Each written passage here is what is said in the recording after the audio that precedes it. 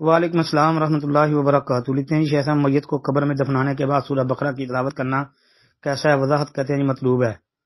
محترم بھائی، اس بارے میں کوئی ایک روایت بھی دنیا کے اندر صحیح یا حسن ثابت نہیں ہے کہ جس میں یہ آتا ہو کہ جب کسی کو قبر میں دفن کر دے تو اس کے سر کی طرف اور پاؤں کی طرف یعنی سورہ بقرہ کے آخری اور شروع والا حصہ تلاوت کیا جائے۔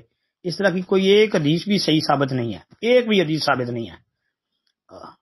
اور اس کی وضاحت یہی ہے کہ اہل الحدیث علماء نے اس مسئلے کے اوپر کئی دفعہ جو ہے لوگوں کی رہنمائی کی ہے، تو لہذا یہ جو کرتے ہیں ان کو چاہیے نا کوئی دلیل پیش کریں۔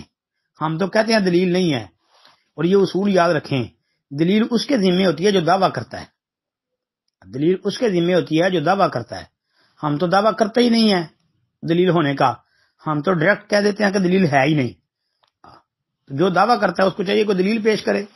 اب باقی وہ جو شعب الایمان امام بہقی کی یا کسی اور کتاب سے کوئی دلیل پیش کریں گے تو انشاءاللہ ہم یہ بتا دیں پہلے ہی آپ کو کہ وہ ثابت نہیں ہے جی۔ السلام علیکم ورحمۃ اللہ۔